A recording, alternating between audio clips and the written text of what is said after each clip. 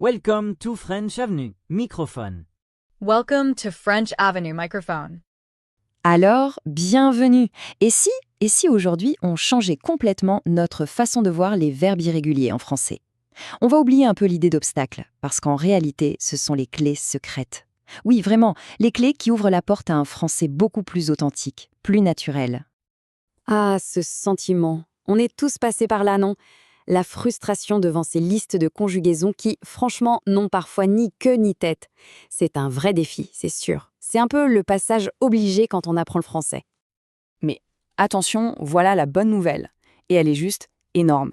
Si on maîtrise juste une petite poignée de verbes, les plus importants comme être, avoir, aller, faire, eh bien, on peut construire plus de 80% de nos phrases de tous les jours. Vous imaginez? 80%, c'est presque tout en fait. Bon, alors entrons un peu dans le vif du sujet. Le problème des verbes irréguliers. Qu'est-ce qui fait que c'est si crucial de passer ce cap pour vraiment parler couramment? Eh bien la réponse, c'est qu'il faut complètement changer d'approche. C'est ça la clé. On va laisser tomber la mémorisation bête et méchante, le par cœur, pour enfin comprendre comment ces verbes vivent dans la langue de tous les jours. Voilà, c'est exactement ça. D'un côté, l'ancienne méthode, les listes, les tableaux de conjugaison à n'en plus finir. De l'autre, la nouvelle approche, le contexte vivant. L'idée, c'est d'apprendre les verbes là où ils sont utilisés, dans des vraies situations, des vraies conversations.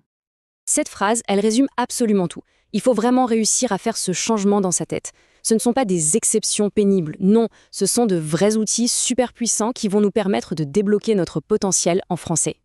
Bon, d'accord, c'est bien beau tout ça, mais concrètement, on fait comment? Comment on fait pour que ça rentre, pour que ça reste dans la mémoire et que ce soit vraiment efficace? Alors voilà, 5 techniques vraiment actives pour se les approprier. La première, créer des micro-récits. L'idée, c'est d'associer un verbe à une petite histoire, un souvenir personnel. Ça ancre le mot dans l'émotion. Deuxième chose, le shadowing. C'est super efficace. On écoute un natif et on répète juste après lui en essayant de copier l'intonation, le rythme. Troisième point, le journal thématique. Par exemple, aujourd'hui, on se concentre sur les verbes en OR. Quatrième technique, la lecture active. Quand on lit un article, un livre, on prend un surligneur et hop, on chasse les verbes irréguliers. Et enfin, le plus important peut-être, s'amuser. On peut se lancer des défis entre amis, jouer. Bref, le but, c'est de vivre ces verbes, pas seulement de les mémoriser. Passons maintenant à la pratique. On va voir les 10 verbes les plus importants. Mais attention, ce n'est pas une liste de plus à apprendre par cœur. Non, il faut les voir comme 10 super pouvoirs, des outils qui vont décupler notre capacité à communiquer. Le premier et le plus fondamental, c'est être, bien sûr. C'est le verbe de l'identité. C'est avec lui qu'on dit qui on est, ce qu'on fait, comment on se sent. Je suis fatiguée, elle est avocate. C'est la base de tout. Juste après, on a avoir. Alors oui, c'est la possession, j'ai un livre, mais c'est surtout l'auxiliaire du passé composé.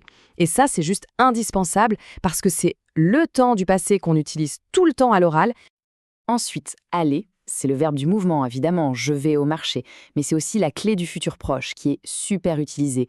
On va partir en vacances, je vais t'appeler, c'est le verbe de ce qui va se passer. Ah, le verbe faire. Celui-là, il est incroyablement polyvalent. On l'utilise pour une tonne de choses. Faire du sport, faire ses devoirs, faire le ménage, faire beau, c'est le vrai couteau suisse des verbes d'action. Puis, on a dire. Sans lui, pas de conversation. C'est simple, c'est le verbe qui permet de rapporter ce que quelqu'un a dit, d'exprimer une opinion, c'est vraiment un pilier de l'échange. Ensuite, pouvoir. Celui-ci, il est génial. Il exprime ce qu'on est capable de faire, ce qui est possible. La permission. Quand on le maîtrise, on ressent tout de suite beaucoup plus de liberté pour s'exprimer. Avec vouloir, on touche au moteur de l'action, la motivation. C'est le verbe de nos désirs, de nos envies, de nos ambitions. Je veux voyager, on veut comprendre. C'est ce qui nous fait avancer. Venir, un autre verbe de mouvement super important. On l'utilise pour l'arrivée, il vient d'arriver, pour l'origine, je viens de Paris, et bien sûr pour les invitations, tu viens au cinéma ce soir ? Alors, prendre, c'est un peu le deuxième couteau suisse de notre liste. Il est partout. On prend le train, on prend un café, on prend une photo, on prend une décision, vraiment un verbe aux 1000 usages. Et on termine cette liste de super pouvoirs avec savoir. C'est le verbe de la connaissance, des compétences. Je sais que c'est difficile, il sait nager, il est crucial pour exprimer tout ce qu'on a dans la tête. Bon, maintenant qu'on a vu ces 10 super-pouvoirs, allons un peu plus loin. On va voir comment ils sont la colonne vertébrale d'expression de tous les jours, celles qui font qu'un discours sonne vraiment naturel. Prenez « être ». Dès qu'on le maîtrise, on débloque automatiquement l'expression la plus fréquente du français parlé, et de loin, « c'est ». C'est génial, c'est pas vrai, c'est ti. C'est simple, cette expression est absolument partout. Même chose avec « avoir ». Il nous donne accès à une autre brique essentielle du langage. « Il y a », pour dire qu'il y a quelque chose ou qu'il n'y a rien. Il y a du soleil, il n'y a personne.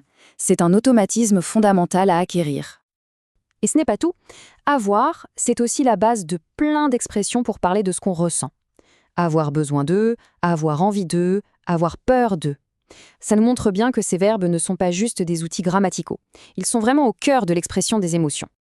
Voilà, on voit bien que les verbes irréguliers, ce n'est pas un mystère insoluble, c'est une boîte à outils.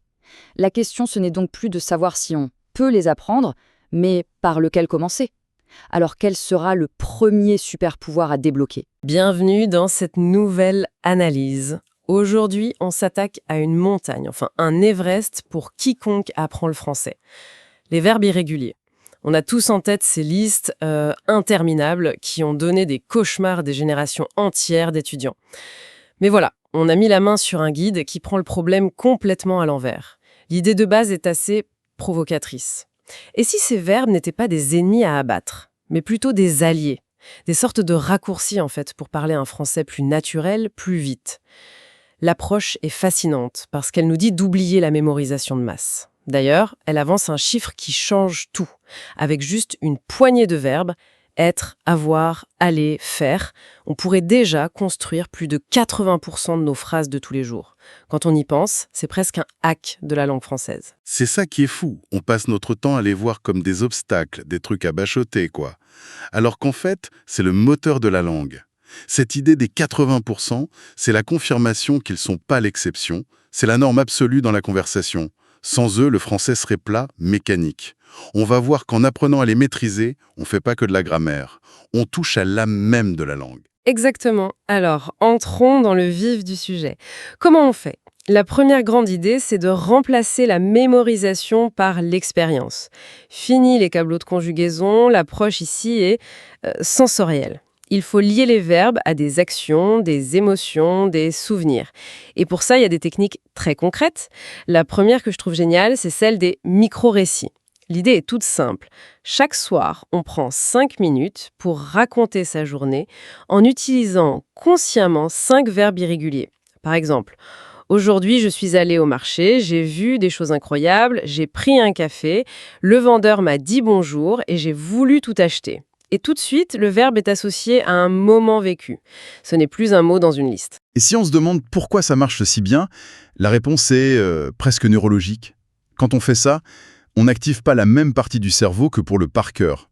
On engage la mémoire épisodique, tu vois, celle des souvenirs personnels. Et elle est beaucoup, beaucoup plus puissante.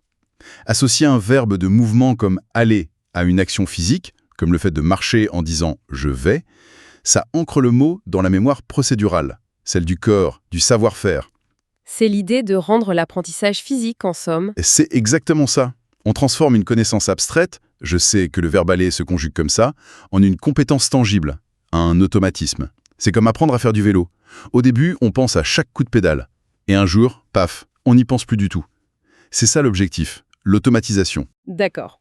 Il y a une autre technique dans cette veine, c'est le shadowing. Ça consiste à écouter un francophone dans un film ou un podcast et à répéter immédiatement ce qu'il dit en imitant son intonation, sa musique. C'est un peu étrange au début, mais l'idée c'est de se concentrer sur le rythme et la place des verbes dans la phrase. Le shadowing, c'est de la musculation pour la bouche et l'oreille. On arrête de penser à la règle de grammaire et on commence à ressentir la mélodie de la langue. On s'habitue à la façon dont les verbes sonnent, à leur vitesse. À leur fluidité. Voilà. C'est un travail sur l'intuition linguistique. Et cette idée d'intuition, ça passe aussi par la lecture. L'approche propose une lecture active, prendre un article en ligne et surligner tous les verbes irréguliers qu'on croise. L'effet est immédiat, on se rend compte que ce sont toujours les mêmes 10 ou 15 verbes qui reviennent en boucle. Ça démystifie complètement la tâche. Et cette idée d'automatisation, de concentration, ça nous amène directement au cœur de la stratégie. On ne peut pas tout apprendre d'un coup, il faut choisir ses batailles. L'approche est très claire là-dessus, elle parle d'un noyau dur. Le fameux principe de Pareto, le 80-20. 20% des efforts pour 80% des résultats. Au lieu de s'épuiser sur les centaines de verbes, on se concentre sur les 10 qui comptent vraiment. Et ces 10-là, les voilà. Être, avoir, aller, faire, dire, pouvoir, vouloir, venir, prendre et savoir. C'est la liste VIP de la langue française. Avec ça, on a les clés de la boutique. Ce sont plus que des clés, ce sont de vrais couteaux suisses. Le point crucial à comprendre, c'est leur polyvalence. Prenons prendre, par exemple. Un mot, une infinité de sens. Oui, c'est un bon exemple. Dans l'usage le plus simple, ils prennent des photos devant la tour Eiffel. Une action physique. Exact. Mais on peut aussi dire « je prends une décision ». Et là, l'action devient purement mentale, abstraite. Ou encore « je prends froid », qui décrit une sensation physique subie. Et « je prends mon temps », qui exprime une manière d'agir. Le même mot, la même forme, mais des univers de sens complètement différents. C'est le contexte qui fait tout. Essayons avec un autre. Faire. On a « je fais la vaisselle », très concret, mais aussi « ça fait mal », qui exprime une sensation, ou « il fait beau » pour la météo, ou encore « ça me fait penser à quelque chose » pour une association d'idées. C'est vertigineux. C'est ça, maîtriser ces 10 verbes, ce n'est pas apprendre 10 mots, c'est débloquer des centaines de combinaisons et de nuances. C'est pour ça que la stratégie de concentration est si payante. On apprend un outil qui peut en construire 100 autres. D'accord, je comprends mieux la stratégie. Mais il reste une question qui me taraude, et c'est le mot lui-même, irrégulier. Ça sonne comme une erreur de la nature, un chaos total. Est-ce que c'est vraiment juste du chaos, ou est-ce qu'il y a une logique cachée derrière ? C'est une excellente question, parce que non, ce n'est pas du chaos, c'est de l'histoire. Chaque irrégularité est la cicatrice d'une évolution de la langue. L'approche du guide simplifie bien ça en 2 concepts. Le premier, c'est la variation du radical, la base du verbe. C'est un peu comme un acteur qui change de costume en plein milieu de la pièce ? C'est une super image, Wesille. Prends le verbe boire. Au singulier, le radical est bois. Je bois, tu bois, il boit. Mais dès qu'on passe au pluriel, hop, il enfile un autre costume et devient buve. Nous buvons, vous buvez. Le sens est le même, mais sa forme a changé. C'est pareil pour devoir. Je dois versus nous devons. Cette instabilité du radical, c'est la signature de beaucoup de verbes irréguliers. D'accord, le radical caméléon. Et le deuxième concept ? Le deuxième niveau, c'est ce qu'on pourrait appeler la conjugaison imprévisible. Et là, le roi de tous les verbes, le cas d'école, c'est le verbe être. Ces formes suis, est, est, sommes, être, sont n'ont quasiment aucun air de famille. Il n'y a pas de radical commun, même pas un petit peu. On dirait qu'elles viennent de planètes différentes. C'est presque ça. L'explication historique, c'est que le verbe être en français est un monstre de Frankenstein linguistique. Il a été assemblé à partir des restes de 3 verbes latins différents. C'est pour ça qu'il est si étrange. C'est un patchwork, un collage. C'est fascinant.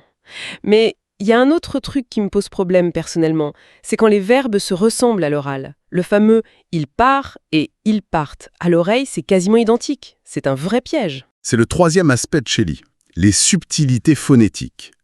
L'irrégularité, elle est aussi dans ce qu'on entend, ou plutôt, ce qu'on n'entend pas. Dans une conversation rapide, personne ne prononce le « en » de « part ». La seule chose qui nous sauve, c'est le contexte. Si on a entendu « mes amis » juste avant, notre cerveau sait qu'on est au pluriel. Ça prouve que la grammaire, c'est pas qu'une affaire de règles écrites. C'est aussi une question de musicalité, d'écoute globale de la phrase. D'accord, donc on a la méthode, le noyau dur de verbes, et on a même jeté un œil sous le capot pour voir la mécanique. Mais là où tout ça prend vraiment son sens, c'est quand on réalise que ces verbes sont les briques de construction pour des expressions toutes faites, des locutions qu'on utilise des dizaines de fois par jour sans même y penser. C'est le niveau supérieur. Quand on arrête de penser en mots isolés pour penser en blocs de sens. C'est la clé de la fluidité. Par exemple, la structure « être en train de » suivie d'un verbe. On ne dit pas toujours « je lis », on dit souvent « je suis en train de lire » pour insister sur le fait que l'action se déroule maintenant. C'est une nuance très courante.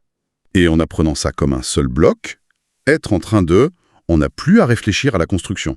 Le cerveau attrape le bloc, ajoute le verbe et la phrase est faite. C'est beaucoup plus efficace. Un autre bloc ultra fréquent, c'est « il y a ».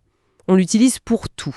pour dire ce qui existe, il y a un problème, mais aussi pour parler du passé. Je l'ai vu il y a 2 jours. C'est une structure passe-partout construite sur le verbe avoir. Absolument. Et que dire de toutes les locutions avec avoir qui expriment des sentiments ou des besoins? Avoir besoin d'eux, avoir envie d'eux. Avoir peur de, avoir hâte de. Voilà. Ce sont les véhicules de nos émotions les plus profondes. Quand on maîtrise ces blocs, on peut exprimer tout son monde intérieur de manière simple et naturelle. C'est vrai. On ne réfléchit même plus en disant « j'ai besoin de ». C'est une seule et même impulsion. Et pour boucler la boucle, l'exemple ultime, c'est probablement l'expression « c'est ». La contraction de « cela est ». Cette petite séquence est sans doute la plus utilisée de tout le français parlé. C'est super, c'est difficile. Qui est là? C'est moi. L'omniprésence de « c'est » nous prouve une chose fondamentale. Les verbes irréguliers ne sont pas des bizarreries à la marge. Ils sont le centre névralgique, le cœur battant de la communication de tous les jours. Ce sont les fondations. C'est une excellente façon de résumer. Si on devait distiller l'essentiel, je dirais qu'il y a 3 idées à retenir. La première, c'est un changement de mentalité. Arrêter de voir les verbes irréguliers comme une punition et commencer à les voir comme les outils les plus puissants de la langue. Un changement de perspective, oui, c'est la base. Deuxièmement, la méthode. Privilégier des techniques actives, contextuelles, qui ancrent les verbes dans la vie réelle. Les micro-récits, le shadowing. Il faut vivre la langue, pas juste l'étudier sur une feuille de papier. Devenir un utilisateur actif plutôt qu'un étudiant passif. Et troisièmement, la stratégie. Appliquer la loi du moindre effort pour un maximum d'efficacité. Se concentrer à fond sur les 10 verbes les plus fréquents et sur les expressions qu'ils forment. C'est le chemin le plus direct vers la fluidité. Tout à fait. Et si on voulait laisser une dernière pensée à méditer, j'aimerais revenir sur cette idée d'histoire cachée dans les verbes. Vas-y. Le guide mentionne que certaines formes, comme le subjonctif « que je sois », sont des véritables fossiles linguistiques. Ce sont des héritages directs du latin qui ont traversé les siècles presque sans changer. Et ça soulève une question qui va bien au-delà de la grammaire. En apprenant ces erreurs de la langue, ces irrégularités, on ne fait pas que mémoriser une règle. On devient, sans le savoir, une sorte d'archéologue du langage. On touche du doigt des couches d'histoire, des migrations, des transformations sociales qui ont sculpté notre manière de communiquer aujourd'hui. Alors, la question à se poser, ce serait... La question serait, quelle autre trace insoupçonnée du passé, quel secret millénaire, pourrait bien se cacher dans la prochaine phrase, même la plus banale, que l'on s'apprête à prononcer? Chaque verbe irrégulier est peut-être la clé d'une histoire qui nous dépasse.